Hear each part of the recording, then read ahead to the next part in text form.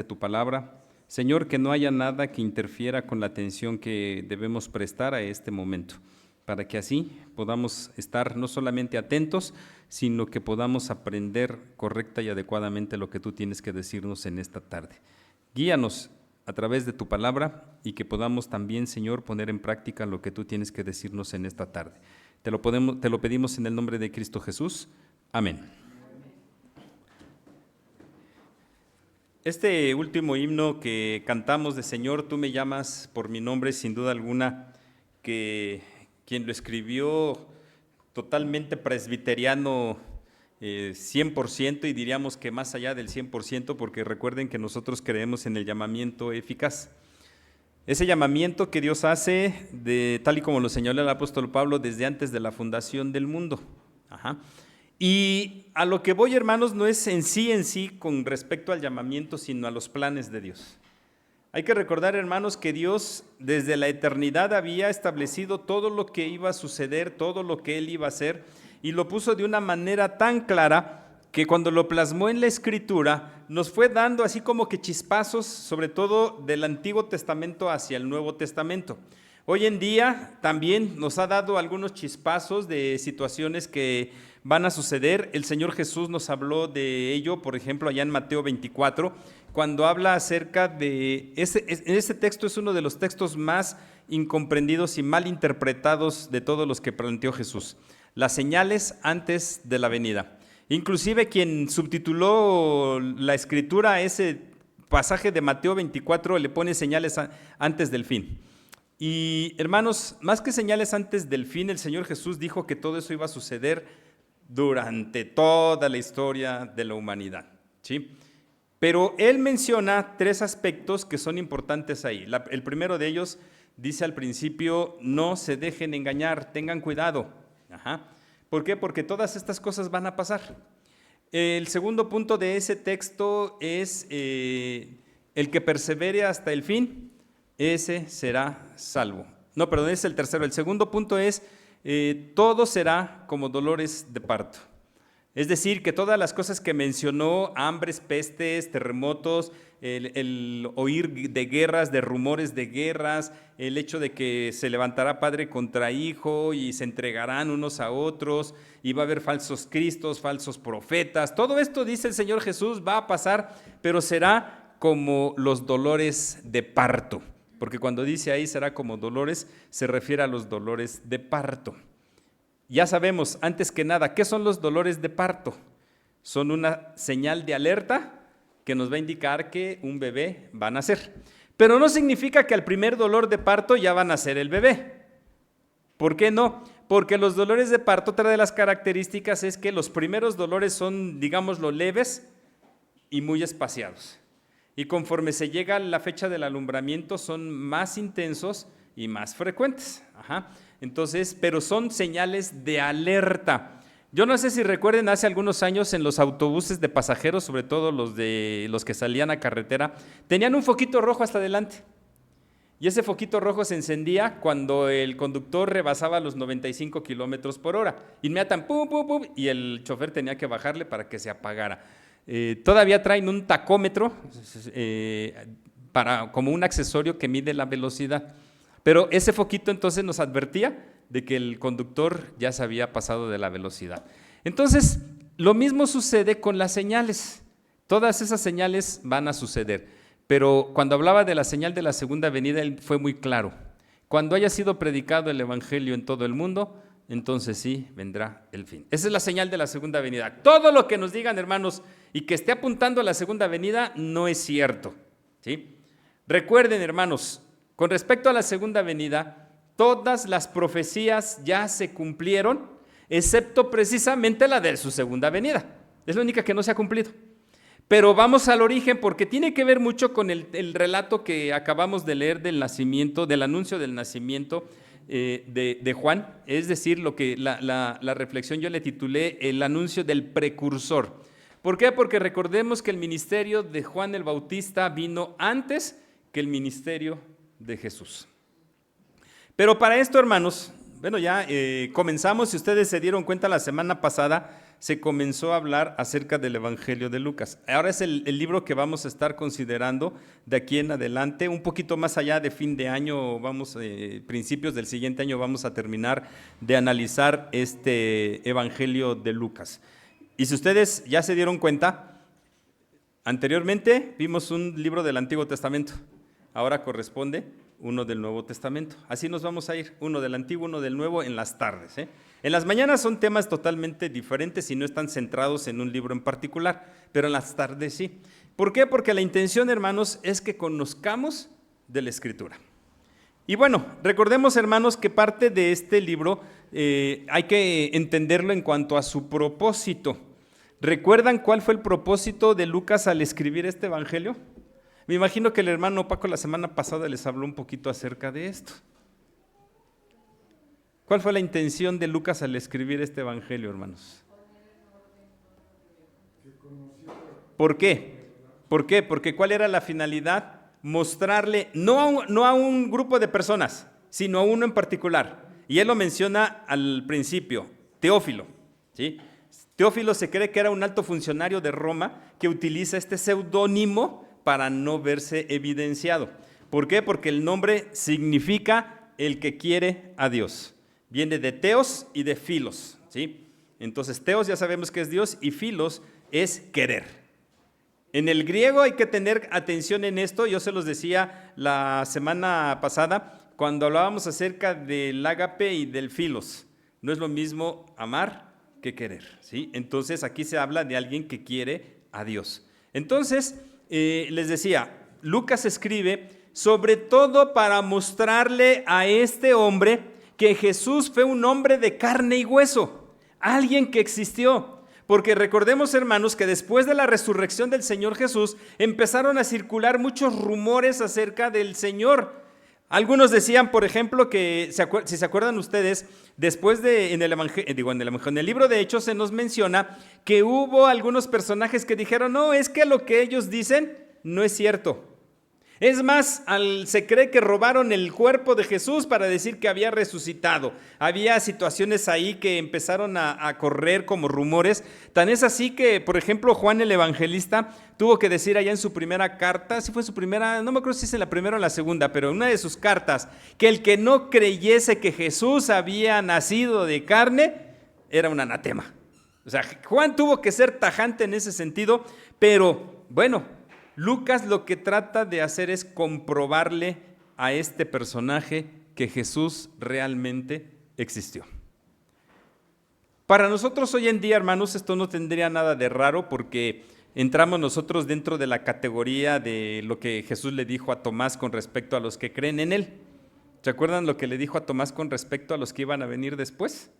Porque a él le dijo, porque viste, creíste. Y los que no vieron ni creyeron, ¿qué? Son bienaventurados. Bienaventurados los que no vieron y creyeron. Y ahí entramos nosotros. Entonces, por fe creemos que Jesús existió realmente.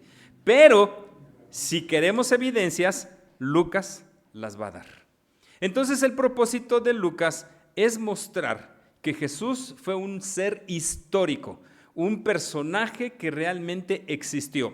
Y para ello, esto sí no le tocó al hermano Paco la semana pasada, pero sí toca a partir de este relato que leímos. Dice ahí, hubo en los días de Herodes, rey de Judea, un sacerdote llamado Zacarías de la clase de Abías. Su mujer era de las hijas de Aarón y se llamaba Elizabeth. Fíjense, empieza a lanzar datos, ¿sí? Empieza a lanzar datos. El primero es de Herodes. Pero antes de entrar en detalle en eso, vamos un poquito a regresarnos al pasado. ¿Por qué, hermanos? Porque parte de la investigación de Lucas está enfocada precisamente en el Señor Jesús. Los 4 evangelios están enfocados en Jesús. ¿Podríamos decir que son 4 biografías de Jesús, hermanos? No podemos, no son biografías, sino que cada uno de los evangelios tiene un propósito diferente. Por ejemplo, Mateo le escribe al pueblo de Israel para demostrarles que Jesús era el Mesías que Dios había prometido desde la antigüedad y que los judíos no lo creían. Por eso lean el Evangelio de Mateo, hermanos, y Mateo es el que presenta más textos del Antiguo Testamento. En el Antiguo Testamento, bueno, no dice en el Antiguo Testamento, dice, pero está escrito esto, está escrito esto, está escrito aquello. Por ejemplo, con respecto a Jesús, llamarás su nombre Emmanuel, que traducido es Dios con nosotros. Porque aquí dice la profecía lo señala, dice Mateo, la Virgen concebirá y dará a luz un hijo y llamará su nombre Emmanuel. O sea, ahí está apelando a Isaías. Entonces Mateo va a tener muchas referencias al Antiguo Testamento. Léanlo y se van a encontrar con eso. Marcos tiene la finalidad de escribirle a ese pueblo gentil. Principalmente, pues tenían al Imperio Romano ahí y los romanos creían que había que tener evidencias palpables de lo que sucedía, de lo que iban a creer. Entonces, el Evangelio de Marcos es un evangelio que presenta el mayor número de milagros que realizó Jesús. ¿Por qué? Porque quería demostrarles a todos esos personajes que efectivamente Jesús era el Hijo de Dios y que tenía el poder para hacer lo que quisiera. ¿Sí? De hecho, al Evangelio de Marcos se le conoce como el Evangelio dinámico, de dunamis, de fuerza, de energía. ¿Por qué? Porque desde el principio, vean, Marcos no presenta genealogías de Jesús, Marcos no habla de la infancia de Jesús, Marcos empieza directamente con los milagros, hizo esto, hizo aquello y más allá. Se emocionó Marcos y escribió todo esto. Bueno, Juan mismo da el propósito por el cual escribió el Evangelio. 20:31, capítulo 20, versículo 31 del Evangelio de Juan. Dice ahí, versículo anterior, todas se escribieron muchas cosas de Jesús, que si se escribieran en un libro no cabrían, no habría libros por los cuales se pudiera escribir toda la vida y lo que hizo Jesús. Dice, pero las que se escribieron tienen la finalidad de mostrar que Jesús es el Hijo de Dios y para que crean que Jesús es el Hijo de Dios y creyendo en su nombre tengan vida eterna. Si ustedes se dan cuenta, hermanos, al leer el Evangelio de Juan, se van a encontrar muchas referencias a este punto de creer en Jesucristo como Salvador. Juan 3:16, porque de tal manera amó Dios al mundo que ha dado a su Hijo unigénito para que todo aquel que en él crea no se pierda, mas tenga vida eterna. Juan es el único que menciona las palabras de Jesús, yo soy la resurrección y la vida. El que crea en mí, aunque esté muerto, vivirá. ¿Por qué? Porque va encaminado hacia eso. Entonces, hermanos, no son 4 biografías, como les decía, de Jesús, sino 4 puntos de vista que tienen un propósito muy específico. Y ya decíamos Lucas, demostrar que Jesús fue un personaje histórico. Pero les decía también, vamos a regresarnos un poquito a la antigüedad, porque es parte de la investigación que va a tener Lucas y que lo va a referir. ¿Recuerdan cómo fue creado todo en un principio, hermanos? ¿Qué frase utiliza Moisés allá cuando termina el capítulo número 1 de Génesis? Vio Dios todo lo que había hecho y he aquí era bueno en gran manera. Una forma muy eufemística de decir que todo era perfecto. ¿Sí? O sea, lo suavizó ahí Moisés. No sé por qué lo suavizó. Si desde un principio dijo, en el principio creó Dios los cielos y la tierra, fue muy tajante. No sé por qué acá el capítulo número 1 lo termina así de, vio que todo lo que, muy romántico, así como que, ensalzando. Pero bueno, Moisés sabe por qué lo escribió. Todo lo hizo perfecto, ¿sí? Todo, absolutamente todo. Pero ¿qué pasó en el capítulo número 3? Todo se derrumbó. No por Dios, sino por el pecado que entra en el mundo. Pero ¿qué sucede en medio de este caos que origina el pecado, hermanos? Que desde ahí Dios plantea, lo que les decía, esos destellos. Y Dios nos planteó un destello del Mesías. ¿Dónde está ese destello? 3:15. Cuando habla de la simiente de la serpiente y la simiente de la mujer. ¿De qué habla esa profecía, hermanos? ¿De qué habla? Pero ¿de qué parte específica de Jesús habla? Habla de la muerte y la resurrección de Jesús. Y entonces el pueblo de Israel vivió con la esperanza, desde ahí ya viene la información de que iba a haber un Mesías, de que iba a venir alguien que iba a salvar, que iba a rescatar al pueblo. Obviamente, hermanos, si nos vamos a la historia, pudiéramos decir, ay, en ese momento no había pueblo. Sí, pero hay que recordar que Moisés no escribe cuando se fueron creados los cielos y la tierra. ¿Dónde comienza a escribir Moisés el Pentateuco, hermanos? Pregunta dominguera. Después de los 10 mandamientos, exactamente. Primero Dios le da las tablas de la ley. Y recuerden que Moisés, en ese coraje que le dio por ver al pueblo, las quiebra. Dios le dice, bueno, ven otra vez, te voy a dar una copia, ¿sí? Y ya le vuelve a escribir, pero a partir de ahí, Moisés empieza a escribir el Pentateuco, desde Génesis hasta el final de sus días. Fíjense, ¿cuántos años tardó Moisés en escribir el Pentateuco, hermanos? ¿Cuántos años tardó? 40, porque empezó ahí en el monte Sinaí cuando llevaban 40 días. Y a partir de ahí fueron los 40 años, porque Moisés escribe hasta casi que muere, ya a punto de morir. Solamente la última parte, el último capítulo de Deuteronomio no lo escribe Moisés porque ya estaba muerto. Se cree que lo escribió Josué, narrando la muerte de Moisés. Pero todo ese lapso, fíjense, 40 años para poder escribir el Pentateuco. Obviamente no sabemos si fue todo el tiempo, pero tendríamos que suponer que sí, porque Moisés escribe cuando Dios lo lleva allá a la parte más alta y que le dice, mira Moisés, esa es la tierra en la cual el pueblo va a entrar. Pero ¿sabes qué, mijito? Lástima por ti porque tú no vas a entrar. Entonces, sí fueron 40 años. Pero esos 40 años, hermanos, fueron 40 años, sí, que el pueblo de Israel fue caracterizado por ser un pueblo rebelde, contumaz, necio, desobediente, pero aún así vieron cómo Dios los iba cuidando, cómo Dios los iba protegiendo. Ya los introduce en la tierra prometida y empieza la generación, ahora sí, de Israel como nación, empieza a tener su periodo de esplendor con Saúl, David, Salomón. ¿Cuántos años reinaron estos 3 reyes en total, hermanos? Otra pregunta dominguera. Menos, no fueron ni 50 ni 60, fueron menos. Cada uno. Cada uno reinó durante 40 años. 40 años Saúl, 40 David y 40 Salomón. Fue el tiempo en que como reino estuvieron unidos, 120 años como reino unido.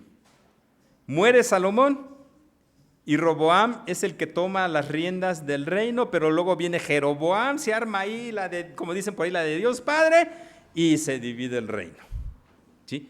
Y los reinos tuvieron su esplendor.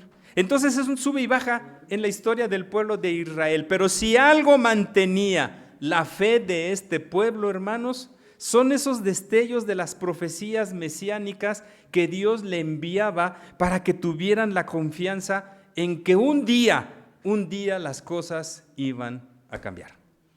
Si ustedes recuerdan, por ejemplo, Isaías habla del día del Señor. En aquel día va a suceder esto. Y por ejemplo, Isaías hace una descripción de lo que vendrán en los tiempos mejores que a Dios había prometido, ¿sí? Donde dice que estarán en una cueva y el cachorro de león estará ahí conviviendo con el cachorro del hombre y el cordero. O sea, los que son enemigos naturales van a convivir tranquilamente y en paz, ¿sí? ¿Por qué? Porque esa era la perspectiva del pueblo de Israel, un periodo de paz, un periodo de tranquilidad, un periodo donde Dios iba a acabar con todos y ellos iban a estar florecientes como nación. Por eso cuando aparece Jesús, muchos no le creyeron porque vieron que Jesús no levantó un ejército en armas y se fue en contra del Imperio Romano. Las armas que utilizó Jesús fueron otras. Pero llama la atención, hermanos, que en este devenir del tiempo y en este proyecto de Dios, Dios ya tiene todo debidamente estructurado. Y entonces llegamos a lo que menciona Lucas y dice que en los días de Herodes. Herodes es conocido como Herodes el Grande, ¿sí? Fue uno de los gobernadores. Se dice que para congraciarse con el pueblo de Israel se casó con una mujer prominente de judía, ¿sí? Fue una de las cosas que hizo para congraciarse con ellos. Y la otra fue reconstruir el templo de Jerusalén. Y para quedar bien, pues lo dejó lujosísimo. Dicen que ni siquiera el templo que construyó Salomón estaba tan hermoso como el que construyó Herodes. Lo mejor de lo mejor. Pero había un propósito, como les decía, quedar bien con el pueblo de Israel. Pues entonces Lucas dice, en ese momento, en los días de Herodes, está Zacarías como sacerdote de la clase de Abías, ¿sí? Y todavía dice más adelante, versículo 8, aconteció que ejerciendo Zacarías el sacerdocio delante de Dios según el orden de su clase, conforme a la costumbre del sacerdocio, le tocó en suerte ofrecer el incienso entrando en el santuario del Señor. Y esto, hermanos, déjenme decirles que desde la época de Moisés estaba determinado quiénes eran los que iban a estar al frente del sacerdocio. Para empezar, de la familia de Leví. Y entonces Moisés dijo, bueno, de cada familia van a ser así y así y así. Y él dio toda la estructura, toda la organización de cómo iban a quedar en funciones cada sacerdote. Obviamente no mencionó nombres porque Moisés no tenía esa capacidad, aunque Dios se lo pudo haber dado, pero no lo hizo. Sin embargo, aquí entonces, históricamente, ese es el otro dato histórico. Ejercía el sacerdocio, dice, según el orden de su clase, conforme a la costumbre del sacerdocio, le tocó en suerte ofrecer el incienso. Y entonces vienen algunos detalles importantes. ¿Se han dado cuenta, hermanos, que personajes importantes del pueblo de Israel, desde la época patriarcal, nacieron de mujeres estériles? ¿Quién fue el primero? No.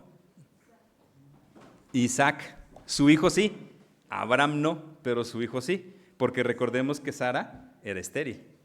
Y no solamente era estéril, dice que ya era grande. ¿Cuántos años tenía Sara cuando nació Isaac? 90. Abraham tenía 100, ¿sí? Entonces, por edades, cuando recibió el anuncio tenía un poquito menos de edad, pero dice ahí el texto, ya le había pasado la costumbre de tener hijos, de poder tener hijos. Ya orgánicamente ya su cuerpo ya no estaba preparado para tener hijos. Entonces, es el primero. ¿Qué otro personaje importante nace de una mujer estéril? Samuel, con Ana. Dice que Ana era estéril. ¿Qué otro personaje importante? Bueno, el que estamos viendo ahorita, Juan, exactamente. No, José era de los más pequeños, pero Jacob, Rebeca, ¿sí? También, porque inclusive hay un conflicto ahí, ¿se acuerdan? De que, mira, yo te doy a mi sierva y la otra, yo también te la doy, y así se estaban entregando a las mujeres para que Jacob pudiera tener hijos, ¿sí? Entonces, hermanos, ese detalle es importante en la historia del pueblo de Israel, hermanos. Y es un detalle que realmente es importante hacerlo notar. ¿Por qué? Porque para Dios no hay nada imposible, sea lo que sea. Detengámonos en el primer caso que dijimos que era Sara, ya con las situaciones que vimos. Mayor de edad, ya muy grande de edad. Hoy en día, para no ofender susceptibilidades, se les llama de la tercera edad, ¿no? Pero bueno, al final de cuentas ya una mujer grande, ya no podía tener hijos, ¿sí? Entonces, hermanos, realmente el plan de Dios se va a ejecutar a pesar de los supuestos tropiezos o impedimentos que puede haber. Es como la genealogía de Jesús. ¿Fue 100% pura la genealogía de Jesús? No. Hay dos personas que no forman parte del pueblo de Israel y las dos son mujeres. La primera, Rahab, y la segunda, Ruth, ¿sí? Y Dios las insertó. Hermanos, eso nos muestra que los planes de Dios, por un lado, son misteriosos. Bien decía el apóstol Pablo que hay cosas de Dios que no sabemos. Si ahorita en este momento nos preguntáramos por qué algunos de nuestros familiares no van a ser salvos, ¿qué respuesta daríamos, hermanos? ¿Qué respuesta daríamos? No tendríamos respuesta. Y más porque el texto dice, yo tendré misericordia del que quiera tener misericordia. Y por más que nosotros estemos insistiendo, si Dios ha decidido no salvarlos, no los va a salvar. Lo mismo sucede en caso contrario, porque vemos que gente que aparente a nuestro parecer no merecería la vida eterna, la tiene. ¿Por qué? Y a veces hasta uno dice, ¿de qué méritos gozó que es salvo? Yo lo conocí bien borracho, hasta bien drogadicto, y sin embargo ahora es un creyente fiel en el Señor. Misterios de Dios, hermanos. Y ante eso no podemos decir nada. Lo único que podemos decir es que Dios cumple su voluntad como Él quiere. Pero nada está fuera de las circunstancias que van a suceder. ¿Por qué? Bueno, dice entonces históricamente ya está el evento. Herodes, Zacarías, con las características de cada uno. Y luego dice entonces, conforme a la costumbre, entró en el santuario, dice el versículo número 9. El versículo 10 dice que toda la multitud estaba fuera orando a la hora del incienso y se le apareció un ángel del Señor puesto en pie a la derecha del altar del incienso. Y se turbó Zacarías al verle y le sobrecogió temor. Pero el ángel le dijo, Zacarías, no temas, porque tu oración ha sido oída y tu mujer Elizabeth te dará a luz un hijo y llamarás su nombre Juan. Y empieza a hablar acerca de este niño que va a nacer. Primero tendrás gozo y alegría. Muchos se regocijarán por su nacimiento, porque será grande delante de Dios. No beberá vino ni sidra, y será lleno del Espíritu Santo aún desde el vientre de su madre. Y hará que muchos de los hijos de Israel se conviertan al Señor Dios de ellos. Ya está diciendo Lucas lo que sucede.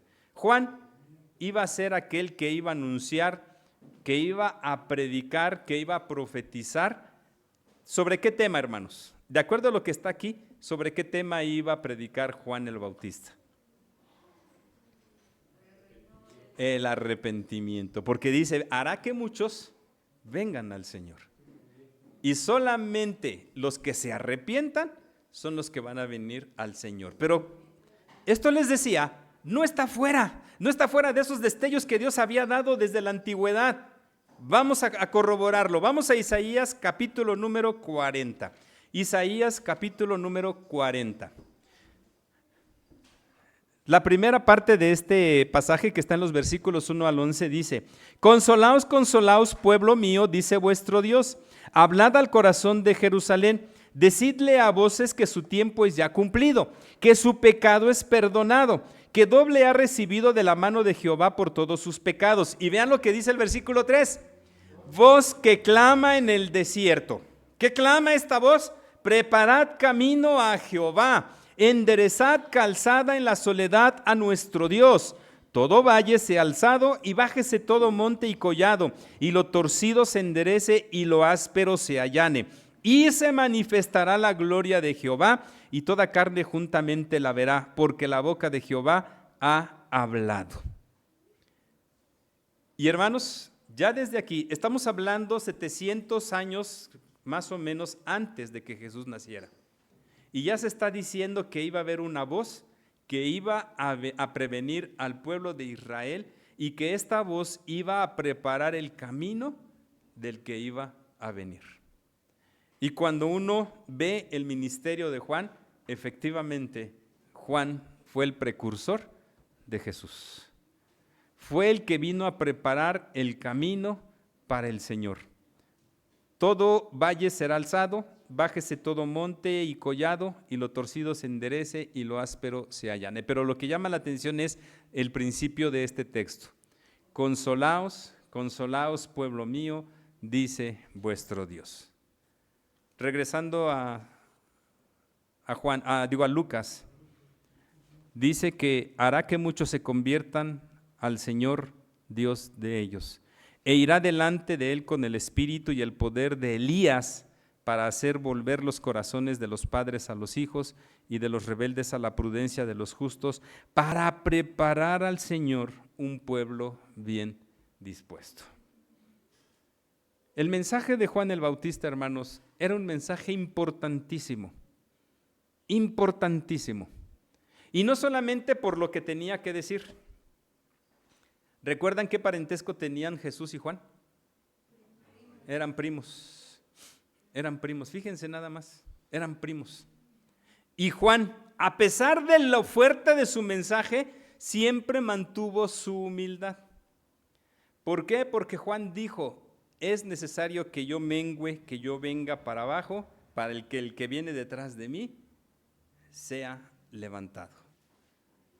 Hermanos, esto entonces nos muestra cómo Dios siempre cumple su palabra, pase lo que pase. Pase el tiempo que pase, pasen las circunstancias que pasen. Dios le prometió a Abraham una nación grande, numerosa. ¿Cuándo se lo cumplió, hermanos? ¿Cuándo se lo cumplió? Se lo sigue cumpliendo. Porque el pueblo de Israel, si hablamos en la carne, es grande.